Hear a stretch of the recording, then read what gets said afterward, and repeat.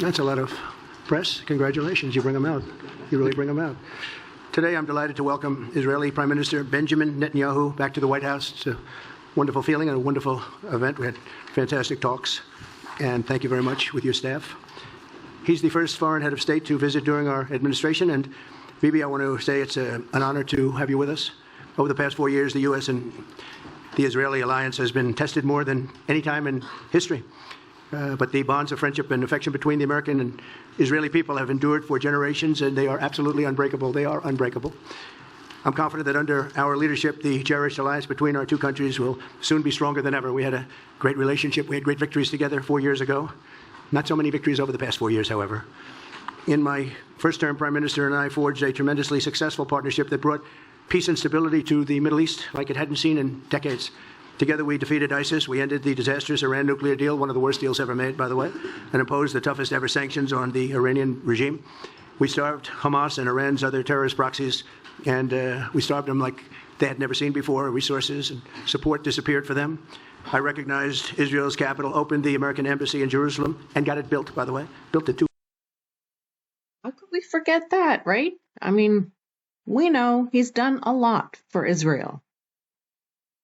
The American embassy in Jerusalem, and got it built, by the way. Built it too. Just not only designated it, but got it built at a price that nobody's seen for 40 years. We got it built. It's beautiful. All Jerusalem stone, right from nearby, and it's something that's very special. And recognized Israeli sovereignty over the Golan Heights, something that they talked about for 70 years, and they weren't able to get it, and I got it. I don't think Golan will ever forget, nor shall we. This is in Golan Heights, Trump Heights. Wow. We don't forget. Able to get it, and I got it. And with the historic Abraham Accord, something that was really an achievement that was, I think, going to become more and more important because we achieved the most significant Middle East peace agreements in half a century, but the Abraham Accords in particular, and I really believe that many countries will soon be joining this amazing peace and economic development transaction. It really is a big economic development transaction. All right, I wanted to have this in fast forward his sound because we're so tired of all of this, but we cannot forget what he's already done. We've covered Abraham Accord. If you are not aware, I'm sure I have it somewhere. I did lose 2 channels, but that was during the whole pandemic. But we had a lot on the Abraham Accord and all the symbolism that was on that coin, remember? So I went to go look for kicks and giggles if there's, any new coins out there. And lo and behold, of course there is. And don't forget, right? There's the one they've developed. But is this the one or is it the one that's coming up soon? But yeah. But anyway, that was the old one. And now there's new ones. The sons of light reunite. Oh, yes. Let's rhyme a little, shall we? Well, go and look for yourself. I'll leave you the link. But here you have the new coins. They called him Cyrus, right?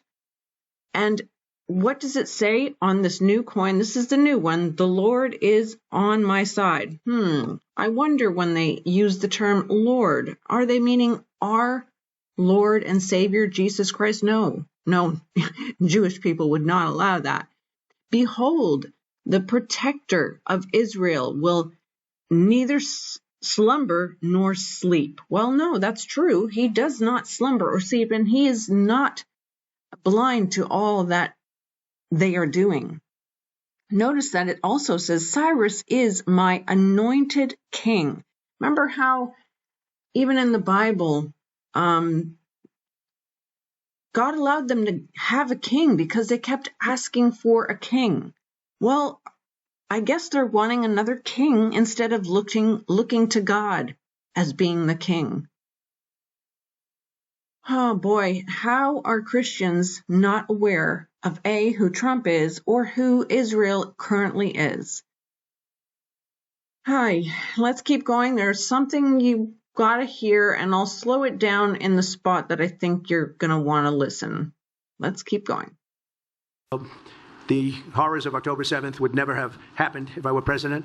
The Ukraine and Russia disaster would never have happened if I were president. Over the past 16 months, Israel has endured a sustained, aggressive, and murderous assault on every front, but they fought back bravely. You see that, you know that. What we have witnessed is an all-out attack on the very existence of a Jewish state in the Jewish homeland. The Israelis have stood strong and united in the face of an enemy that has kidnapped, tortured, raped, and slaughtered innocent men, women, children, and even little babies. I want to salute the Israeli people for meeting this trial with courage and determination and unflinching resolve. They have been strong. We'll only be satisfied when all of these problems are solved, and we have the team to solve them, and that's going to happen. And it's going to happen, I think, very quickly. I also strongly believe that the Gaza Strip, which has been a symbol of death and destruction for so many decades and so bad for the people anywhere near it, and especially those who live there, and frankly, who's been really very unlucky. It's been very unlucky. It's been an unlucky place for a long time. Unlucky place for a long time.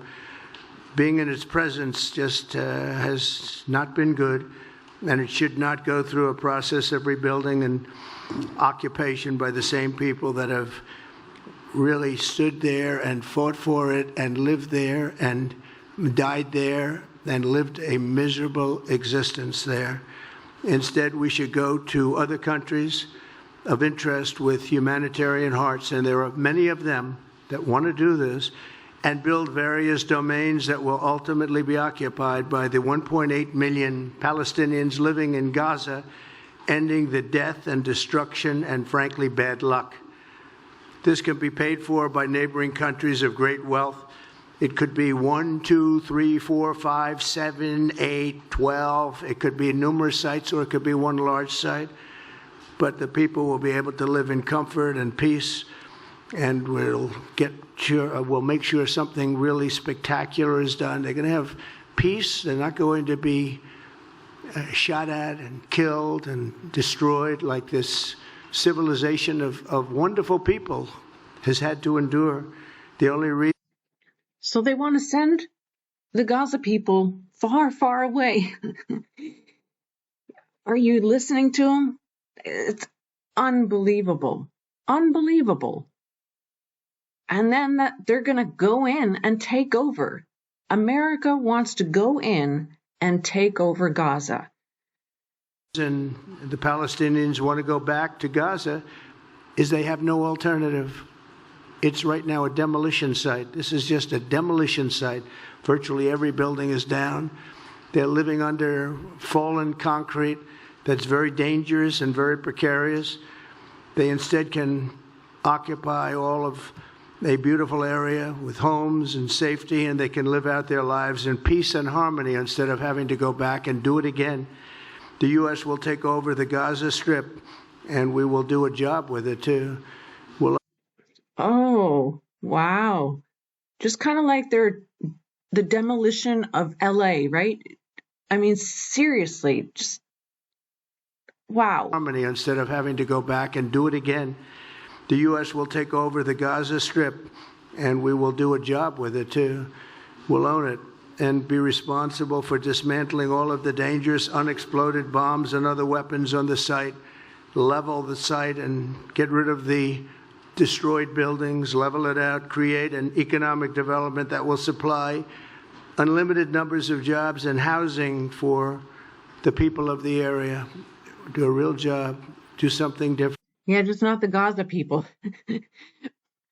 Wow. How do Christians not see who this man is? How? Just can't go back. If you go back, it's going to end up the same way it has for 100 years. I'm hopeful that this ceasefire could be the beginning of a larger and more enduring peace that will end the bloodshed and killing once and for all. With the same goal in mind, my administration has been moving quickly to restore trust in the alliance and rebuild American strength throughout the region. And we've really done that. We're a respected nation again. A lot's happened in the last couple of weeks. We are actually a very respected nation again. I ended the last administration's de facto arms embargo on over $1 billion in military assistance for Israel. And I'm also pleased to announce that this afternoon, the United States withdrew from the anti-Semitic UN Human Rights Council and ended all of the support for the UN Relief and Works Agency, which funneled money to Hamas and which was very disloyal to humanity. Oh, so to UNRWA. Is that right? He's talking about them? Right, because they aren't a part of the United Nations that's located in America, right? So if he's going to start pointing fingers, he's pointing at the United Nations. Did anyone notice that? We also took action to restore a maximum pressure policy on the Iranian regime, and we will once again enforce the most aggressive possible sanctions, drive Iranian oil exports to zero, and diminish the regime's capacity to fund terror throughout the region and throughout the world. We had no threat when I left office. Iran was not able to sell oil. Nobody was buying oil because I said, don't buy it. If you buy it, you're not doing any business with the United States. And Hamas was not being funded. Hezbollah was not being funded. Nobody was being funded. There would never have been an October 7th. 2 weeks ago, I once again designated the Houthis as a terrorist organization. They're trying to destroy world shipping lanes, and that's not going to happen. And over the weekend, I ordered airstrikes against senior ISIS leaders hiding in the caves of Somalia and took them out. Here in America, we've begun the process of deporting foreign terrorists, jihadists, and Hamas sympathizers from our soil, just as we have people that are extremely evil, and we're sending them out of our country. They came from jails. They came from mental institutions and insane asylums, and they were dumped into our country. They're gang members, and we're getting them out at numbers that nobody can actually believe. And every single country is taking those people back. They said they would never take them back, and they're all taking them back, and they're taking them back very gladly. And I recently signed an executive order combating the vile wave of anti-Semitism that we've seen in the aftermath of the October 7th attacks. Together, America and Israel will renew the optimism that shined so brightly just 4 years ago. It was really a bright, beautiful light. We will restore calm and stability to the region and expand prosperity, opportunity, and hope to our nations and for all people of the Middle East, including the Arab and Muslim nations. Very important. We want the Arab and Muslim nations to have peace and have tranquility and have great lives. Thank you, Mr. President.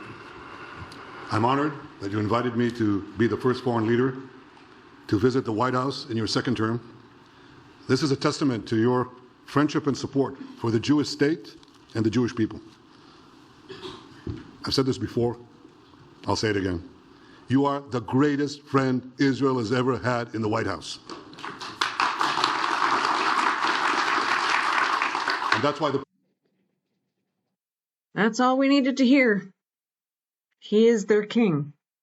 Unbelievable. And if they are the sons of light, remember that Satan masquerades as an angel of light. All right, I am sick at home right now, so I'm kind of glad I was home so I could make this video and actually talk to you guys. Normally, I don't have time. Just have a major headache, a fever, and just I can sense the flu is coming on, so I'm trying to take it easy. But stay focused, trust in God, don't trust in anything you're seeing on the news, and let's just keep holding on to God, who will help us all the way until the end. He promised us He will, and we know that He will be with us. He will go before us, He is behind us, and He is with us all the way. God bless you guys. Take care. Until next time.